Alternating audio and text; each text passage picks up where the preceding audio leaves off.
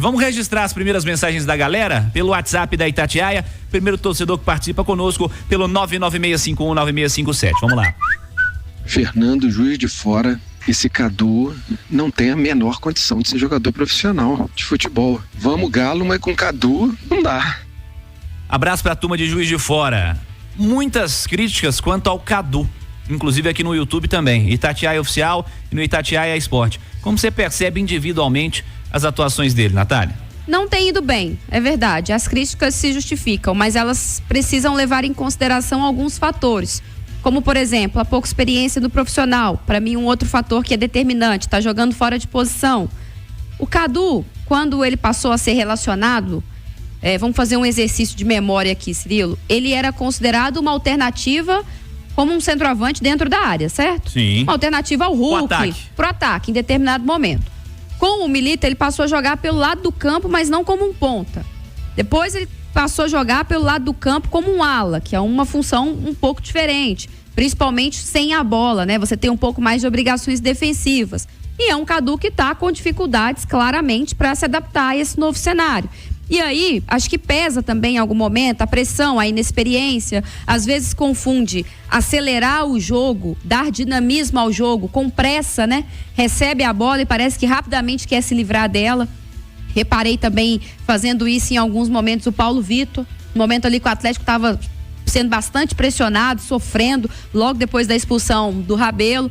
Por outro lado, em algum momento o Cadu quer tentar resolver demais sozinho e não tem ali a percepção de que ele precisa receber e entregar a bola logo pro Paulinho, pro Hulk. São os caras que têm maior capacidade de definição, né? Foi o que acontece no lance em que ele perde a bola. Ele tenta dar um drible ali no meio campo de forma completamente desnecessária, sabendo que o time poderia estar exposto na marcação, e aí o Igor Rabelo precisa ficar lá no mano a mano e acaba sendo expulso. Então acho que as críticas ao Cadu se justificam. Eu falei no início da jornada, falei ontem na turma do bate-bola, não seria o meu titular. E ele vinha sendo utilizado num cenário em que até não tinha outro, mas agora tem uma alternativa a ele, que é melhor tecnicamente, que é mais experiente, que está muito mais adaptado ao time, ao elenco, que vinha de boas participações com o Milito até ser convocado, que era o Vargas.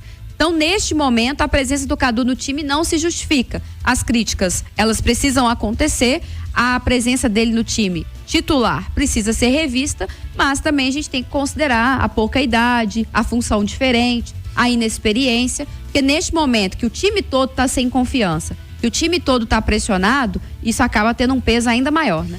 Mais um torcedor pelo WhatsApp da Itatiaia, vamos lá. Boa noite, ouvintes da Itatiaia. Aqui é Aguinaldo de Três Lagoas, Mato Grosso do Sul.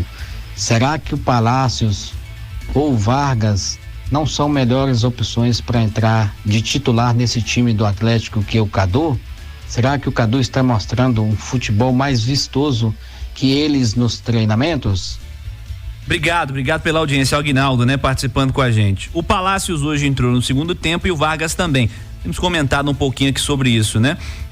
Hoje o Scarpa, como você destacou, jogou mais na função parecida com a que era tão cobrado, né? E o Palácios joga por ali também. Joga por ali. Poderia ter sido, pode ser a justificativa, né? Com certeza o Milito vai ser questionado sobre isso na coletiva, pode ser a justificativa. Eu passei o Scarpa para a função dele, do lado direito. Eu entendo que o Cadu faz melhor o lado esquerdo do que o Palácio, que é mais adaptado ao outro lado. Mas eu acho que aí entra aquela questão. Precisa jogar da mesma forma em todas as circunstâncias? Ou é necessário saber aproveitar melhor o elenco?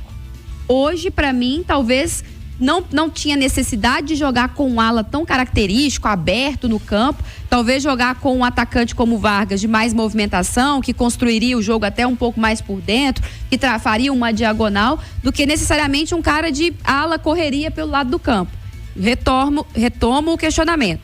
É preciso fazer escolhas sempre se justificando jogar da mesma forma, ou é preciso aproveitar melhor as características daquilo que você tem à disposição? Acho que foi isso que faltou ao Milito um pouquinho hoje. Há muitas discussões, né? Inclusive aqui no YouTube a turma falando, tem muita gente já naquela história, a velha história, né? Do fora fulano, fora isso, fora aquilo, e tem o fora Milito. Eu sou frontalmente contra a hashtag Fora Milito nesse momento. E tem uma questão também, né? Futebol é coletivo. Claro. Quando perde, todo mundo tem culpa, não é só o Cadu, não. Claro, eu sou bastante contra o Fora Milito. Falei aqui agora há pouco, né, de futebol brasileiro e como se troca treinador no futebol brasileiro, né? A gente tá vendo aí o Botafogo que esse ano trocou de técnico, o São Paulo teve troca de técnico, o Atlético Paranaense trocando técnico agora, o Cruzeiro teve que trocar depois do Mineiro, Internacional com o Cudê, vai ficando lá o Cudê, né? Vai tendo sequência por lá. Mas o Vasco da Gama trocou técnico, tô olhando aqui a listinha pra ver, o Vitória trocou técnico, e mais? Cuiabá tava com o interino até outro dia, Corinthians trocou técnico, mandou o técnico embora agora e tá pra contratar outro, o Grêmio não, o Atlético Goianiense trocou técnico, o Fluminense também trocou técnico. Cara, troca-se muito de treinador no futebol brasileiro e acho que a maior parte das vezes isso não é benéfico. Eu sigo considerando o Milito um treinador com boas ideias, boas execuções, e já mostrou isso inclusive com esse Atlético da primeira parte aí do seu trabalho, vem enfrentando dificuldades. E ser contra demissão de treinador não quer dizer que o cara é um profissional que não possa ser criticado, né? Um cara que a gente não possa deixar observações sobre o trabalho dele. Não acho que ele seja o principal culpado dos problemas do Atlético.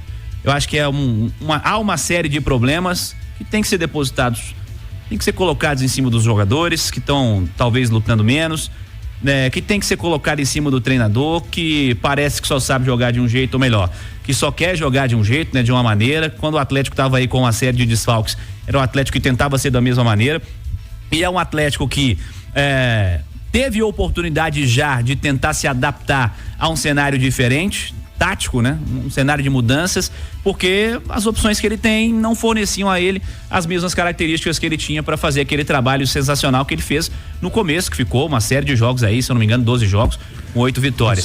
Mas também questões relacionadas à gestão, todo mundo tem culpa.